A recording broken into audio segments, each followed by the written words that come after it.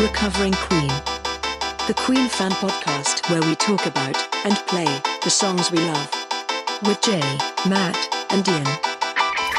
Welcome to Recovering Queen, the Queen podcast where we take a famous or not so famous Queen song, do a cover version of the famous or not so famous Queen song, and then talk about what we've learnt about the methods and the madness of the greatest band the world has ever seen, Queen. My name's Ian, and with me, as ever, are Matt and Jay. Good evening, gents.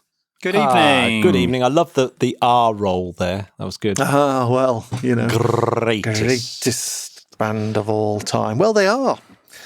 So, which track are we talking about this evening, gents? Which track are we talking about tonight, you mean? Which track do we need to talk about tonight? Yeah, which track do we need to talk about tonight? I'm loving what you're saying, guys. We are, of course, teasing you, listeners. We are talking about the John Deacon classic, Off of the Game album, Need Your Loving Tonight. And I pronounce it like that because I did think it was going to be a Queen apostrophe, a clock. I'm disappointed to learn that it's got a G in the loving, so it's Need Your Loving Tonight. DQ was never one for an abbreviation where he didn't have to. Is that right? Well, we don't know. It's his fastidious nature, isn't it? Yeah.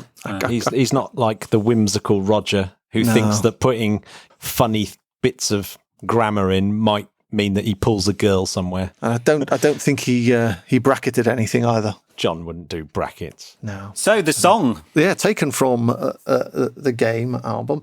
I was delighted to do this cover because it's one of those tracks that's kind of always passed me by. It's in the midst of two massive other songs. And it's just, it's very, not particularly dynamic. It's quite short. And it just always kind of passed me by. So to really get to grips with it and cover it has really brought it to my attention a lot more. And what kind of struck me most about it was that I really think that the production on it, the way it's put together, it really encapsulates the works, perhaps more than any other track, that kind of slightly retro feel to it. The simplified arrangements, it sounds very Americana, really suits to me. It really suits the game.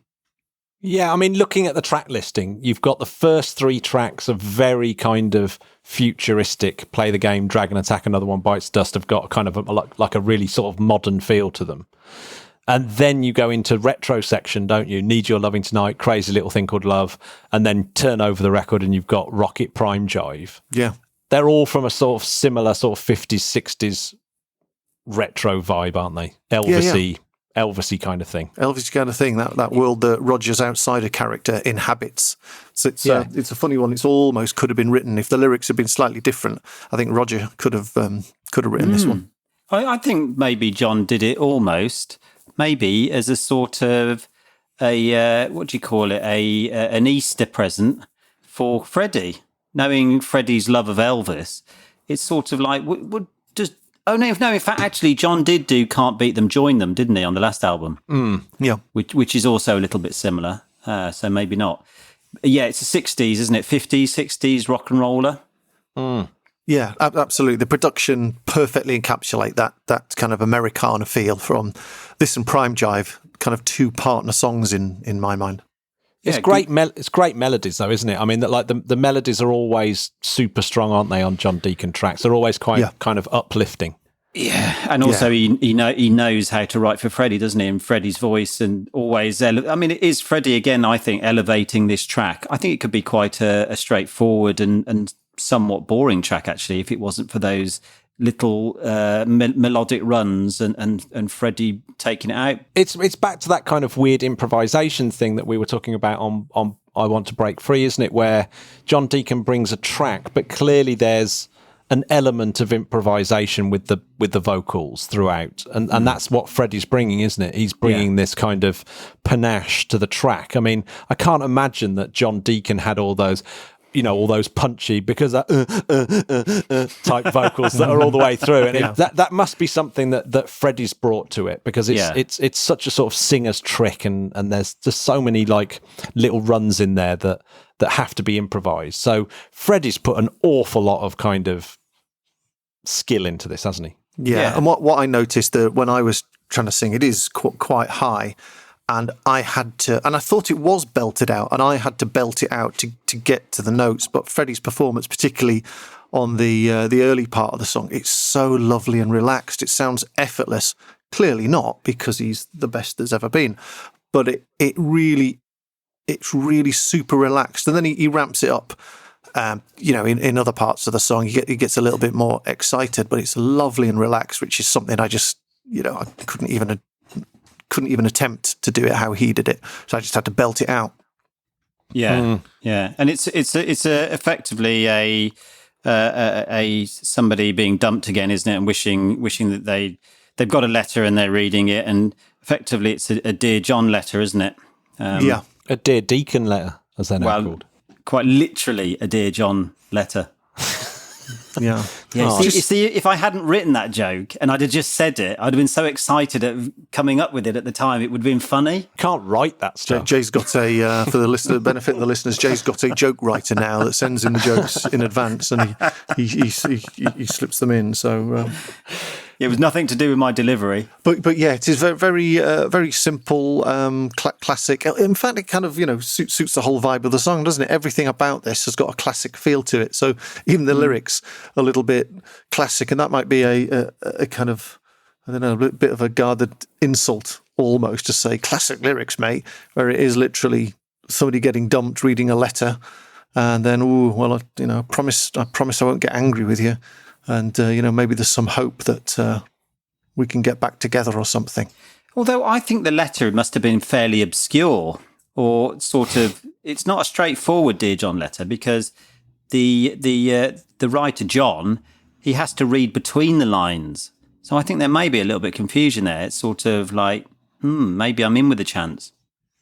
Yeah. Otherwise, why would you be reading in between the lines? Unless the person's written in between the lines, and that's where he's reading it. But it's not a metaphor. It's literally in between the lines. You heard it here first, listeners. Yeah. No, I think it. I mean, to be honest, I don't think we can even write too much in between the lines of this song, just because I honestly don't think there's really much there apart from a good old fashioned rocker done in the perfect rocker style. I could see them recording this at somewhere like Sun Studios with one of those old retro mics and using the natural echo of the room with Roger behind a couple of rolls of carpet in the corner and everything live. It would have suited that Elvis production technique perfectly. Here's something I've noticed about the lyrics. If you just quickly do a scan through, it's quite a sort of upbeat, poppy kind of track, right?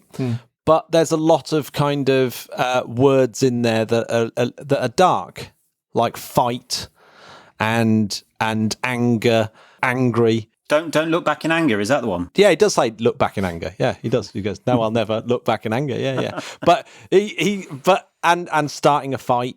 So there is a kind of weird. It's John being a little bit pseudo aggressive. Implied aggression, which is curious because didn't he marry his wife in like 1974 and they're still together today? So it's not something that can have happened too many times to John. In his life. No. So I don't know. Yeah, he's just writing it from this fictitious point of view of a. Well, we will never know what happens in John's personal life, do we? I think he's found a letter from maybe when he was younger or something and just riffed it out and just remembered what it was like. I do remember that sort of feeling, when you don't want there's a line in there about I don't want to be a stranger or something along those lines. It was that sort of thing, like I still want to be in touch with you. If I know you, then maybe I'm in with a chance, even though you've dumped me, kind of thing. And I thought that was kind of a little bit deeper, if we can say deeper. And I don't, maybe I'm putting more into it than that. But the thing I like about this song, and I think this is good for anybody thinking about songwriting, is how they managed to make such a big sound. And Queen do this better than any band I can think of. This is the standard drums, guitar, bass, vocal, and that is it. But it sounds massive, and it sounds like there's a lot of space in it as well to me.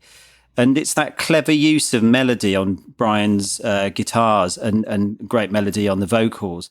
And it's, I don't know, maybe either one of you can elaborate more on what I'm getting at, but there's big space in it and it's a big sound, isn't it? I don't know how you create that. Maybe it's more articulation with the drums and subtleties, but it sounds a big song to me. Yeah. I think delays help there. I think, if anything, the game is more hot spacey than hot space. It's got that kind of room to breathe, doesn't it? Like a lot of Queen albums are very dense. But they've definitely found on the game, and particularly Need Your Loving, actually, you are right, has got that real space in it, whereas there's still a lot going on. But they've stripped back quite a bit. But this is odd for a sort of 60s pastiche track to be having like power chords and the type of guitar solo that it's got. But the guitars aren't ramped up. On my version, I really ramped the guitars up to be able to kind of get away with it, the whole thing. Brian's guitars are really subtle. They're not loud at all. It's that space, yet somehow it still rocks. I guess it's that, Queen know what they're doing when they're playing together. It sounds like they played it together in the room. It's like confidence. I think that's the one thing I've learned doing this whole project is the confidence in, I am now going to do a bass line and it is going to completely hold everything, because it's such and really concentrate on that. In the past, I might write something or be in a band where you're not very confident in just one particular instrument holding it. You think, well, we've all got to pile on and make a big noise. But they're very good at letting, either the drums or the bass or the guitar or Freddie's vocal have center stage and everything falls back. And I think that's a really clever thing that they do. Good acoustic guitar playing as well, isn't it? By John. John plays the acoustic, doesn't he, throughout? Yeah. I think it's pretty good. Very nifty. There were 2 recording sessions for the game, weren't there? The early session and then separated by a few months later. So which sessions was this track recorded in? I think it's almost certainly the second session, the February to May one at Musicland Studios in Munich. Munich. Where they were doing all the tracks, except Crazy Little Thing, Coming Soon, Sail Away Sweet Sister. So all the other ones, wasn't it? Yeah, Crazy Little Thing Called Love had been released as a single before this one was even recorded. Yeah, it's a crazy thing, isn't it? Yeah. In fact, so was Save Me. Save Me was released as a single before this one had been recorded. Yeah.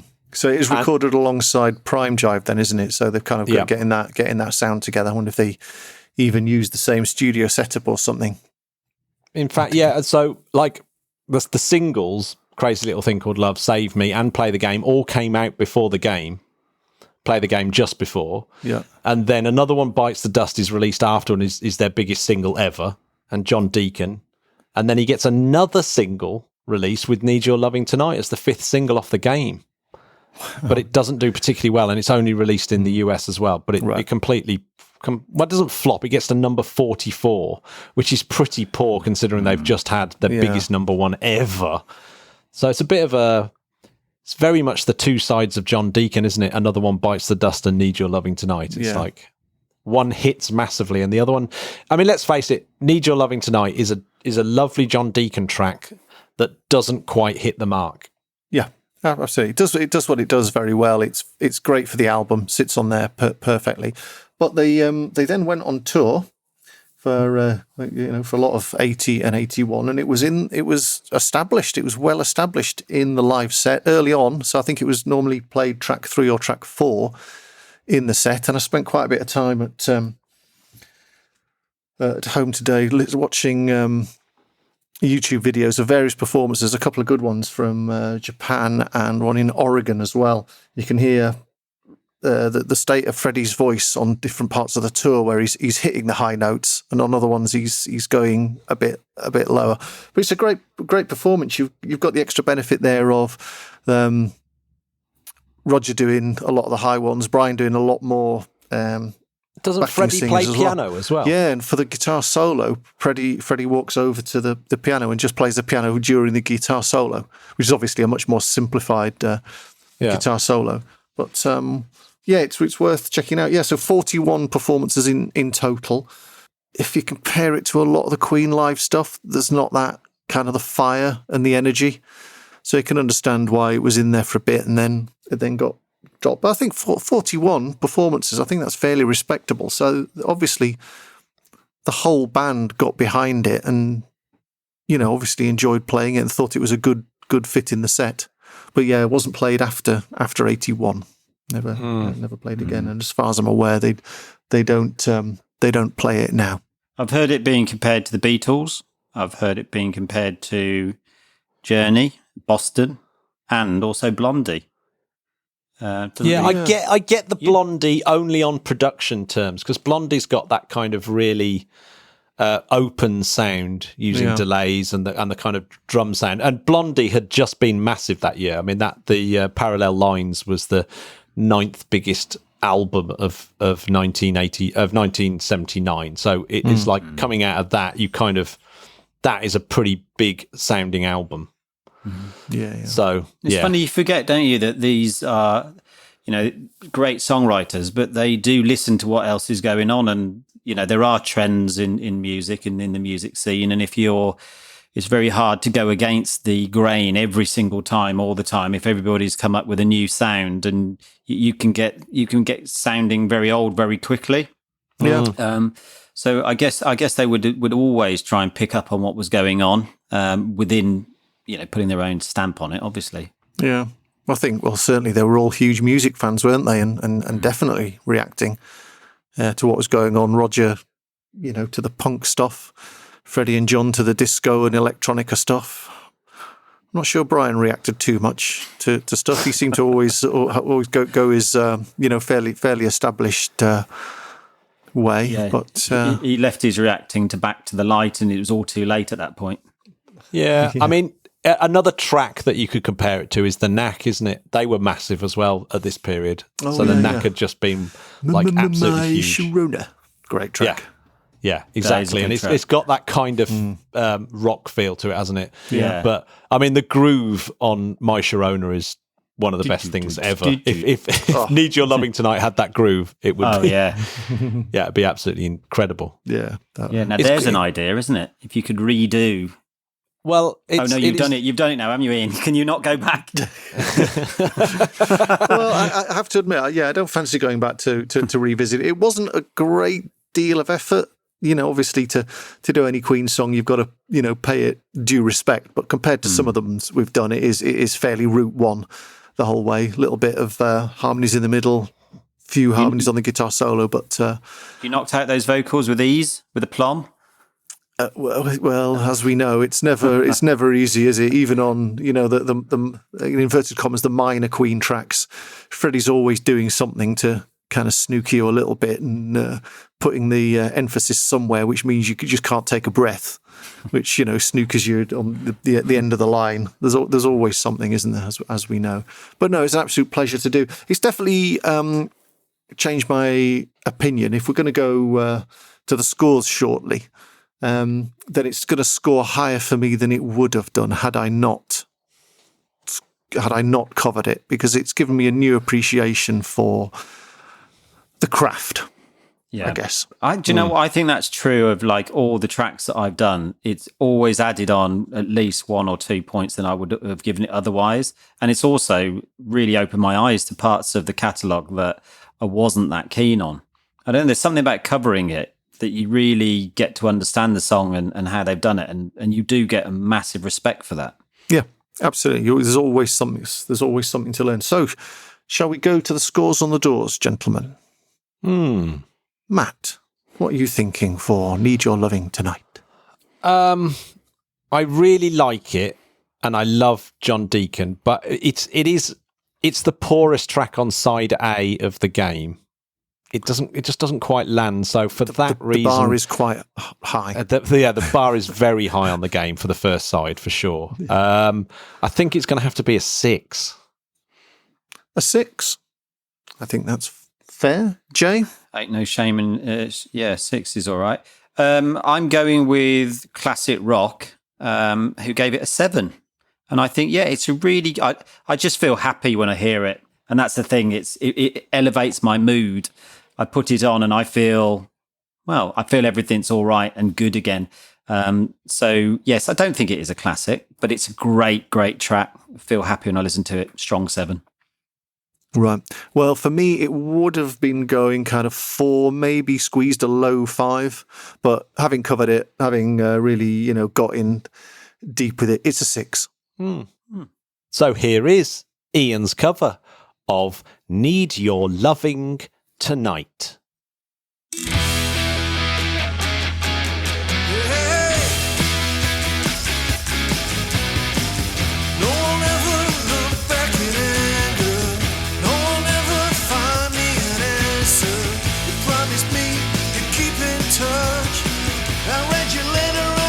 So much I said I'd never be angry with you.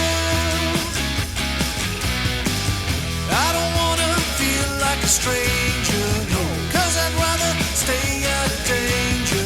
I read your letter so many times, I got your meaning between the lines.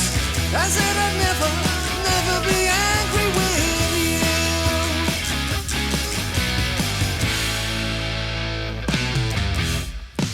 I must be strong, so she won't know how much I miss her. I only hope as time goes on I'll forget her. My body's aching, can't sleep at night. I'm too exhausted to start a fight. And if I see you with another guy, I'll leave my heart out 'cause I love her. Come on, baby, let's get together. I love you, baby, I love you forever. Trying hard